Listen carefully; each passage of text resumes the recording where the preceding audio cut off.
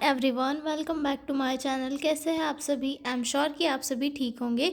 तो चलिए हम लोग आज का वीडियो स्टार्ट करते हैं। आज के वीडियो में हम लोग डील करेंगे ट्यूबरकुलोसिस वाला क्वेश्चन जो 10 नंबर में पूछा गया था। Define tuberculosis and describe the pathophysiology. ठीक है, तो जो लोग भी चैनल पर नए हैं वो लोग चैनल को सब्सक्राइब कर ले, वीडियो को लाइक करें और अपने दोस्तों के साथ शेयर ज़रूर करें। और हाँ, अगर आपको पीडीएफ नोट्स की रिक्वायरमेंट हो तो आप लोग मेरे डिस्क्रिप्शन में जो मेल दिया है उस पर कॉन्टैक्ट करके पीडीएफ नोट्स ले सकते हो। ठीक है, तो चलिए स्टार्ट करते हैं ट्यूबरकुलोसिस से। ठीक है, डेफिनेशन ट्यूबरकुलोसिस वैसे है क्या? ट्यूबरकुलोसिस एक ऐसी इन्फेक्शियस डिसीज़ है जो सबसे पहले हमारे लंग्स को इन्फेक्ट करती है, उसके बाद जो है धीरे धीरे हमारी बॉडी के अदर ऑर्गन को अफेक्ट करती है। ठीक है, और ये कैसे कॉज होती है?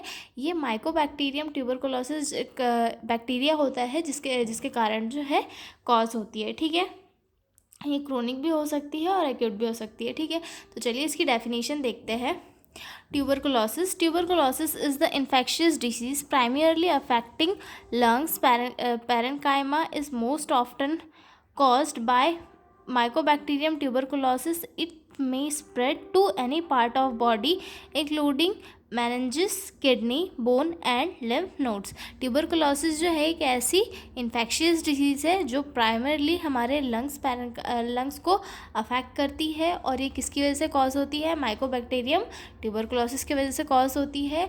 और ये अगर ट्रीट नहीं की जाए तो ये धीरे धीरे हमारे बॉडी के अदर पार्ट जैसे कि मैनेंजेस, हमारी ब्रेन की लेयर्स, और किडनी, बोन और लिम्फ नोड तक जाके स्प्रेड करती है और उन्हें भी इन्फेक्टेड करती है। ठीक है, अदर दूसरी डेफिनेशन देखते हैं एक और। Tuberculosis is a chronic infectious disease caused by bacteria called Mycobacterium tuberculosis. It is mainly affect the lungs but it can also affect other organs like bone, brain, kidneys etcetera. ठीक है, tuberculosis एक ऐसी chronic infectious disease है जो कि एक bacteria के कारण होती है जिसे माइकोबैक्टीरियम ट्यूबरकुलोसिस कहते हैं। और ये जो है मेनली लंग को अफेक्ट करती है, लेकिन ये जो है धीरे धीरे इसको ट्रीट नहीं किया जाता है या फिर इस पर ध्यान नहीं दिया जाता तो बॉडी के अदर ऑर्गन जैसे कि बोन, ब्रेन, किडनीज, इन सभी में स्प्रेड हो जाती है। ठीक है, तो ये देखिए हमने दो डेफिनेशन ऑफ ट्यूबरकुलोसिस।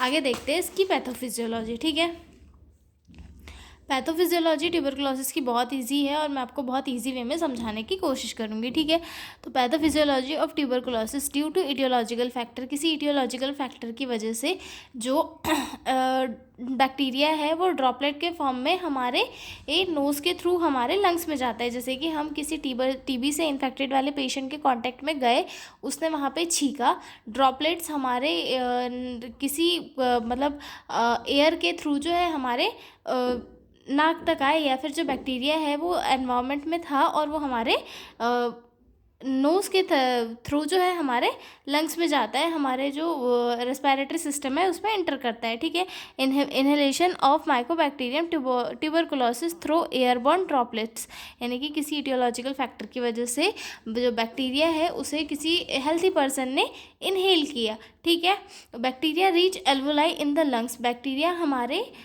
नोज़ के थ्रू जो है हमारे ट्रेकिया से होते हुए जो है हमारी एल्वोलाई तक जाता है, लंग्स में एल्वोलाई तक जाता है। ठीक है, microphages engulf the bacteria, microphages जो है बैक्टीरिया को इंगल्फ करते हैं, जो हमारे इम्यून सिस्टम का एक पार्ट होता है। वो आते हैं कि आउटर बैक्टीरिया जो है लंग्स में आया है तो हम वहाँ जाएंगे हम और वहाँ पे जो है इन्फेक्शन को ख़त्म करेंगे। ठीक है, तो क्या होगा कि माइकोबैक्टीरियम ट्यूबरकुलोसिस जो बैक्टीरिया है वो धीरे धीरे वहाँ पे सर्वाइव करना स्टार्ट करेगा। ठीक है, TB bacteria survive and multiply inside the microphages, ये बैक्टीरिया जो है वहीं पर मल्टीप्लाई होने लगेगा। ठीक है, उसके बाद क्या होगा? इम्यून सिस्टम रिस्पॉन्ड करेगा, फॉर्मेशन ऑफ ग्रेनुलोमा, जब वहाँ पे जो है नई सेल्स का फॉर्मेशन होने लग जाएगा, इम्यून सिस्टम रिस्पॉन्ड करेगा। अब यहाँ पे आते हैं 3 केस आता है। तो सबसे फर्स्ट आता है इसमें लेटेंट टीबी आता है,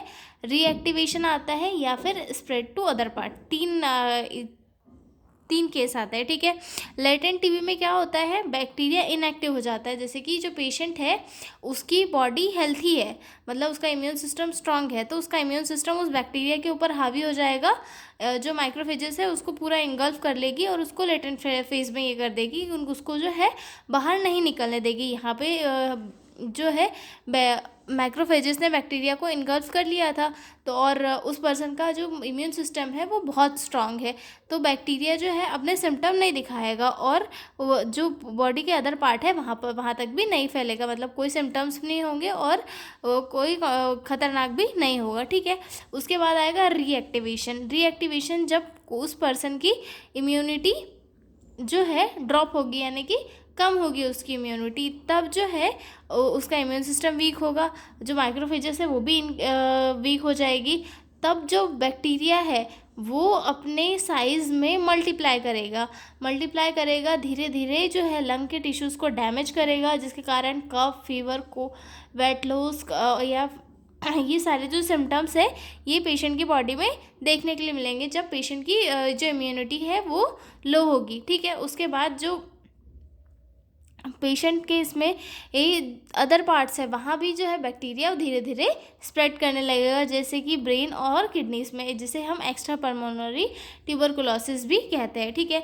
तो बैक्टीरिया किसी पर्सन ने इनहेल करने के बाद में वो लंग में पहुंचा, लंग में एल्वेलाई को उन्हें इन्फेक्टेड किया। उसके बाद माइक्रोफेजेस आए, उनने उसको जो बैक्टीरिया है उसे इंगल्फ किया। अगर पेशेंट की बॉडी जो है ये हुई, मतलब पेशेंट की बॉडी जो है एक सर्वाइव करने लायक है, दैट मीन्स कि वो बैक्टीरिया के इससे लड़ सकती है, तो वो उनको वहीं पे स्टॉप करके लेटेंट फेज में कर देगी। और फिर उसके बाद जब पर्सन जो है उसकी इम्यूनिटी थोड़ी वीक होगी, उस टाइम पे सिम्टम्स चालू होंगे। सिम्टम्स चालू होने के बाद में धीरे धीरे सीवियर होता जाएगा और एक्स्ट्रा पल्मोनरी टीबी का रूप ले लेगा, दैट मीन्स जो बैक्टीरिया है वो अदर पार्ट्स में भी फैलने लग जाएगा, ठीक है। फिर से देख लेते हैं इसे अच्छे से डिटेल में, ठीक है। पैथोफिजियोलॉजी इन डिटेल, ठीक है। Entry of bacteria, when person inhale droplets containing Mycobacterium tuberculosis the bacteria enter the lung and reach the alveoli. जब पर्सन इनहेल करता है किसी इन्फेक्टेड ड्रॉपलेट को, तो माइकोबैक्टीरियम ट्यूबरकुलोसिस जो बैक्टीरिया है वो जो नेजल कैविटी के थ्रू जो है लंग्स में जाता है और एल्वोलाई तक पहुंच जाता है। फर्स्ट स्टेज हमारी ये हो गई एंट्री ऑफ बैक्टीरिया, ठीक है। उसके बाद क्या होता है, इम्यून रिस्पॉन्स होता है। इम्यून रिस्पॉन्स में क्या होता है, immune cells of body specially macrophages try to engulf and kill the bacteria. जो हमारा इम्यून सिस्टम है वो वर्क करता है और जो हमारी माइक्रोफेजेस होती है वो जो आउटर बैक्टीरिया है उसे किल करने की कोशिश करती है, उसे इंगल्फ करने की कोशिश करती है, ठीक है। But TB bacteria have special ability to survive inside macrophages by blocking their killing mechanism. मतलब जो माइकोबैक्टीरियम बैक्टीरिया होता है उसमें एक स्पेशल एबिलिटी होती है कि वो माइक्रोफेजेस के अंदर भी सर्वाइव कर जाते हैं, मतलब वहाँ पर किल नहीं होती है, वो उनके अंदर रह के जो है सर्वाइव कर जाती है, वहाँ पे वो डेड नहीं होती। और जैसे ही पर्सन की जो बॉडी है वो वीक होती है, उसकी जो इम्यूनिटी वो वीक होती है, तब वो एक्टिव होती है और अपने सिम्टम्स दिखाना शुरू करती है, ठीक है। उसके बाद क्या आता है, फॉर्मेशन ऑफ ट्यूबरकल, ठीक है। थर्ड स्टेज में ट्यूबरकल का फॉर्मेशन होता है, ठीक है। The immune system surrounds the infected area with more immune cells forming a granuloma और ट्यूबरकल्स। मतलब जो इम्यून सिस्टम है वो धीरे धीरे जो है ट्यूबरकल्स का फॉर्मेशन करना स्टार्ट हो जाता है, ठीक है। This is the body's way to walling off the infection prevent from spreading. मतलब ये जो है एक बॉडी का वर्क है जिससे कि वो इन्फेक्शन से अपने आप को बचाते हैं, ठीक है। उसके बाद अगली स्टेज आती है, नहीं अभी वही स्टेज चलेगी। एट दिस स्टेज टीबी में stay inactive latent TB, person has no symptoms but infected. Person इस स्टेज में जो है इन्फेक्टेड तो रहेगा, लेकिन जो है इसमें कोई भी सिम्टम नहीं रहेंगे। जो टीबी के जो बैक्टीरियाज है वो लेटेंट फेज में हो जाएंगे और कोई सिम्टम्स शो नहीं करेंगे, लेकिन पर्सन अभी भी इन्फेक्टेड रहेगा, ठीक है। Latent TB versus active TB होती क्या है, ये पहले ये देख लेते हैं थोड़ा सा। In most healthy people, TB stay latent inactive for years without causing disease। जो healthy people होते हैं जिनकी इम्यूनिटी स्ट्रांग होती है, उनकी बॉडी में जो ट्यूबरकुलोसिस होता है ये काफ़ी टाइम तक ऐसे ही रहता है लेटेंट फेज में विदाउट किसी साइन एंड सिम्टम्स दिखाए, ठीक है। If the immune system become weak due to malnutrition, stress etcetera, the TB bacteria reactive. जब उस पर्सन का जो इम्यून सिस्टम है वो वीक होता है किसी भी रीज़न से, माल न्यूट्रिशन की वजह से हो सकता है, किसी ऑटो इम्यून डिसऑर्डर की वजह से हो सकता है, HIV एड्स की वजह से, जब उसका इम्यूनिटी वीक होता है तब बैक्टीरिया वापस से रिएक्टिव होता है और अपने जो सिम्टम्स है वो शो करने लगता है, ठीक है। Now it become active TB and the person becomes symptomatic and contagious. यानी कि अब क्या हुआ, पेशेंट के सिम्टम्स दिखने लगते हैं और पेशेंट में जो है गंभीर स्थिति सामने आती है, ठीक है। उसके बाद आती है अगली स्टेज जिसे एक्टिव डिसीज प्रोग्रेशन कहा जाता है, ठीक है। The active TB bacteria multiply and spread with in the lungs. जो एक्टिव टीबी बैक्टीरिया है वो धीरे धीरे मल्टीप्लाई होते हैं और जो है पूरे लंग में स्प्रेड कर जाते हैं, जो मतलब पूरी एल्वलाई है उन तक पूरे पहुंच जाते हैं, ठीक है। दे कॉज टिश्यू डिस्ट्रक्शन,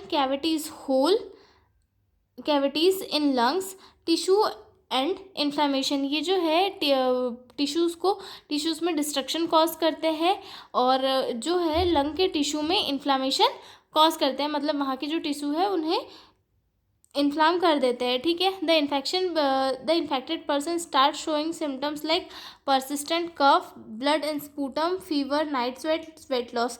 जो पेशेंट होता है उसमें कुछ स्टार्टिंग सिम्टम्स देखने लग जाते हैं, जैसे कि कफ निकलना और स्पूटम में ब्लड होना, ज़्यादा फीवर आना, नाइट स्वेट होना और वेट लॉस जैसे सिम्टम्स जो है पेशेंट में दिखने के लिए मिलते हैं, ठीक है। उसके बाद आता है other spread to other organs. In some cases the bacteria spread through blood or lymph to other part of body such as bone, जिसे हम पॉट्स डिसीज़ कहते हैं, brain that means TB, meningitis कहा जाता है, लिम्फ नोड और kidney etcetera. मतलब जो टीबी का बैक्टीरिया है अगर वो और ज़्यादा पावरफुल हो जाता है लंग में तो वो उसके बाद क्या हो जाता है अदर पार्ट में जाके स्प्रेड करने लग जाता है। जैसे अगर वो बोन्स में जाता है तो उसे पॉट्स डिसीज़ भी कहते हैं, ब्रेन में जाता है तो वो सबसे पहले ब्रेन की लेयर्स को डैमेज करता है जिससे टीबी मेनिंजाइटिस कहा जाता है, और लिम्फ नोड और किडनीज़ में भी जो है स्प्रेड करता है और वहाँ पर भी इन्फेक्शन को कॉज करता है, ठीक है।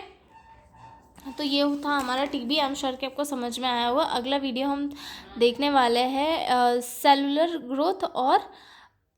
ग्रोथ और difference between normal cell and cancerous cell. तब तक के लिए बाय बाय।